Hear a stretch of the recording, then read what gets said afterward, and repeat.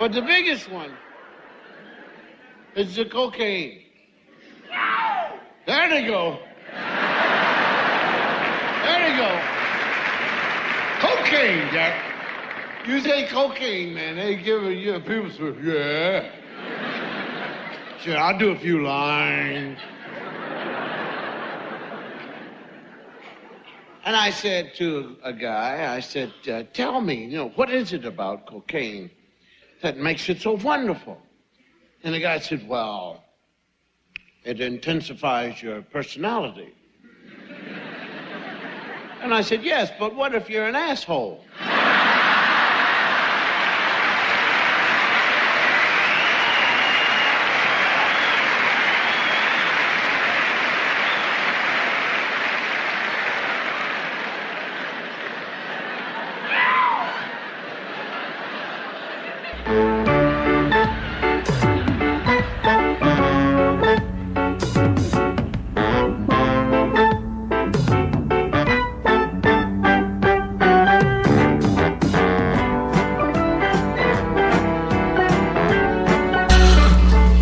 Welcome back to Studio 26 on this Friday morning.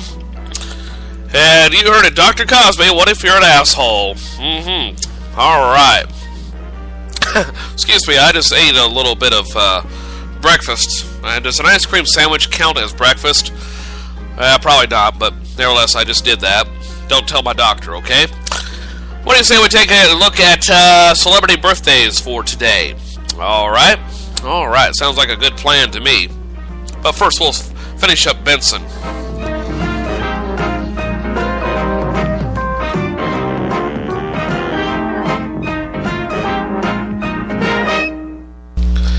way I've got my microphone set up now, I'm afraid that I'm going to say some things, and I forget to turn my microphone on or off at the appropriate times. But so far, I think I'm doing pretty good. Well, let's see what's in celebrity birthdays for today. Damn it, Jim, what the hell's the matter with you? Other people have birthdays. Why are we treating yours like a funeral? Bones, I don't want to be lectured. Ooh, yeah. Very, very many happy reasons. And before we get to celebrity birthdays on the 6th day of September 2009, I wish to remind you that if you're having a birthday today, happy birthday. And celebrity birthdays today include comedian and actress Jane Curtin. Remember her from Saturday Night Live? Third Rock from the Sun. Name a few shows. Kate Nally. Well, she is 66 today. New Jersey Governor Chris Christie is 51 today. Pirates of the Caribbean's Naomi Harris is 37. And socialite Pippa Middleton is the big 3-0. As I understand it, I believe she's engaged as of now. As a matter of fact, I think her engagement is being made formal today, if it hasn't already. Saw it earlier in the news, earlier this week. And those are today's celebrity birthdays on the 6th day of September 2006. We'll have a look at market information in just a few moments, including from APM Radio. Right now, though, we'll get ready for Today in History. And let's see, did I put it in here? I think I may have forgotten it. There's the AP part. Just a moment, friends. Bear with me. I apologize. I brought my homework with me, but I forgot to load everything, so it's going to take just a little bit to find it. Let's see, type in today and see if the system will find it. Let's try this. See if I'll find that. And, alright, good. Yep, I forgot to load it, so we'll do that right now. Okay. Nothing like a little ad-libbing and stalling for time here. So we'll put this over here and get ready to go back in time by pulling this up there. And this is really good podcasting, isn't it? Real good radio right now. Okay, scroll this down so I don't overlook it. There's Today in History. Okay, stop the Jamaican music there for a little bit and do this.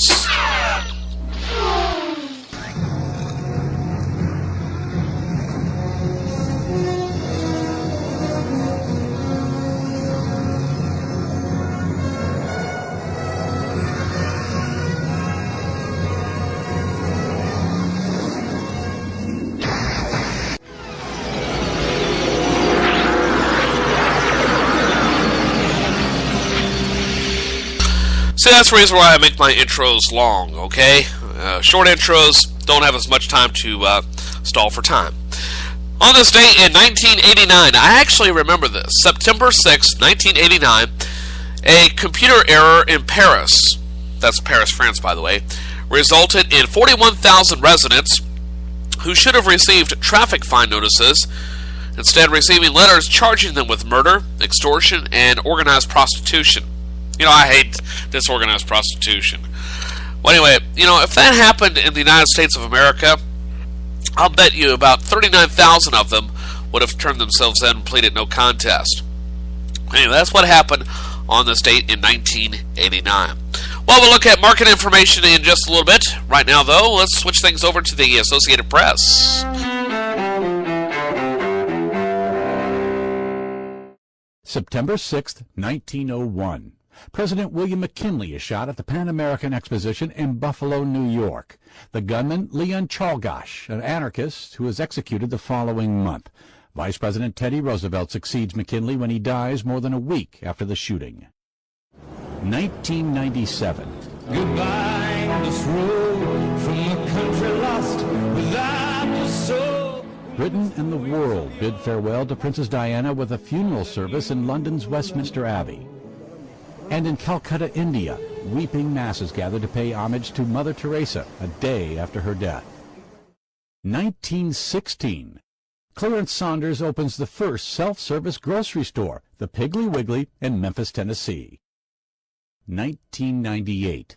Akira Kurosawa, one of Japan's greatest filmmakers, dies in Tokyo at age 88. His work has influenced movies far and wide, from Hollywood westerns to Star Wars. And 1943. Hey, teacher, leave them kids alone. Roger Waters, co-founder and former frontman for the rock group Pink Floyd, is born in Surrey, England. Today in History, September 6th. Tim McGuire, The Associated Press.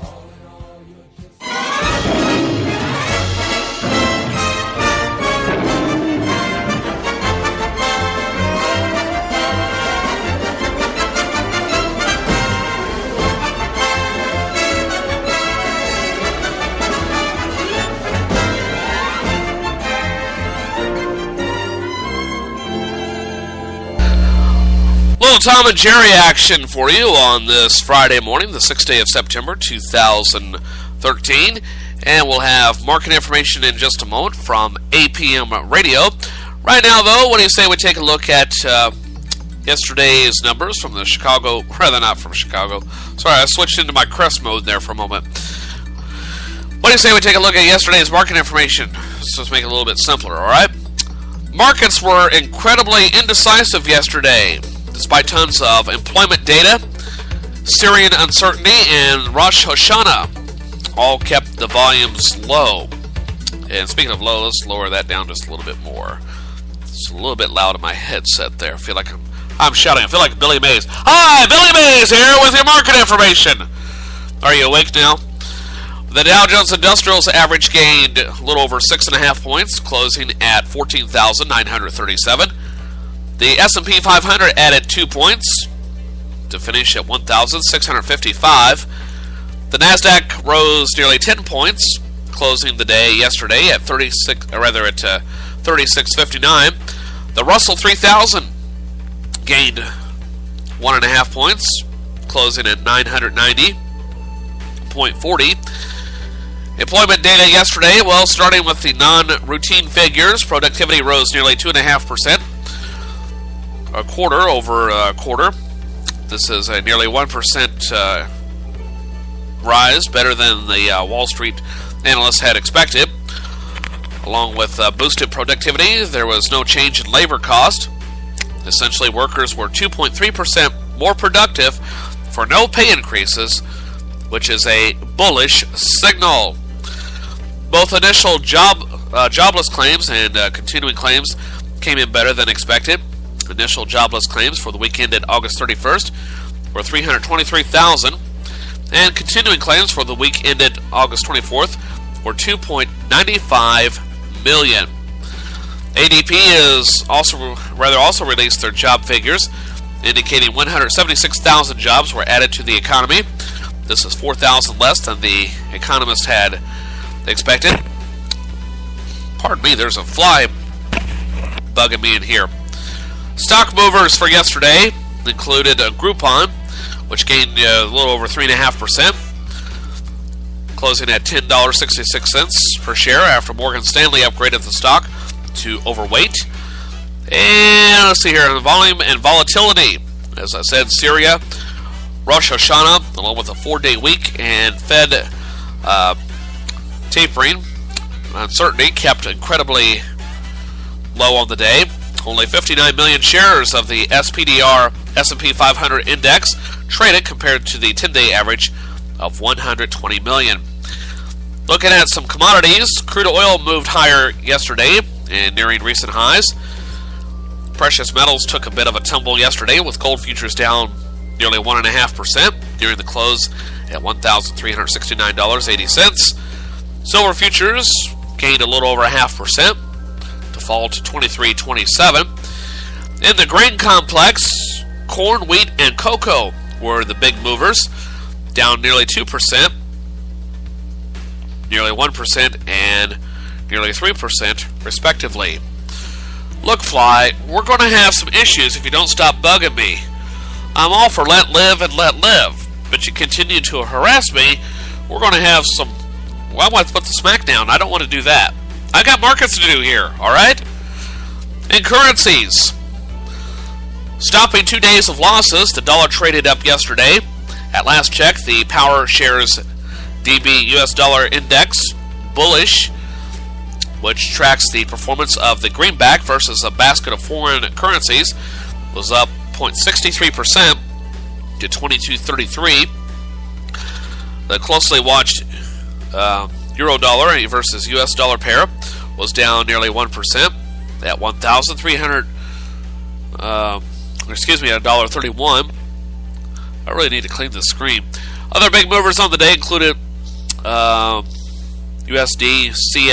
CHF couple with which rose almost 1%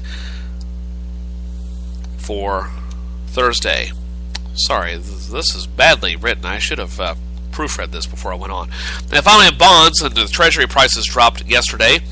The iShares Barclays 20-plus year Treasury fell nearly 1.5% to 102.54, and that's a look at yesterday's market information. In a little bit, we'll have a brief gander of the news of the weird, popular tweets of the day, plus the song of the day, all that and a whole lot more on this edition of First Cup. Right now, though, before we get to the CBS World News Roundup, here's more market information on the Morning Report. We'll explain why St. Petersburg, Russia is the center of the economic universe today. Marketplace Morning Report is produced in association with the University of Southern California. From APM in New York, I'm David Brancaccio with the global perspective on business and economics. Leaders of 20 of the world's biggest economies are meeting in St. Petersburg today. That's in Russia. It's clear Syria will be a dominant topic, but the leaders are also set to work on corporate tax evasion, the future of interest rates, and new trade agreements. Rowan Moore-Garrity has the story. It's not the first time that politics have accompanied economic discussions at the G20. When we had the Arab Spring, the financial crisis didn't take a back seat to it. Lita Prema is a researcher with the G20 Research Group at the University of Toronto. Vladimir Putin is quite adamant on his stance about Syria, and he's also quite adamant about the agenda that he's set for the G20 itself.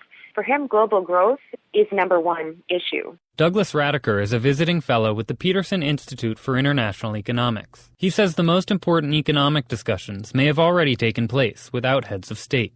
I think most of the technical economic issues are largely agreed to at the level of the finance ministers. So in that regard, Syria is not going to be a dominant or even a sub-issue. But with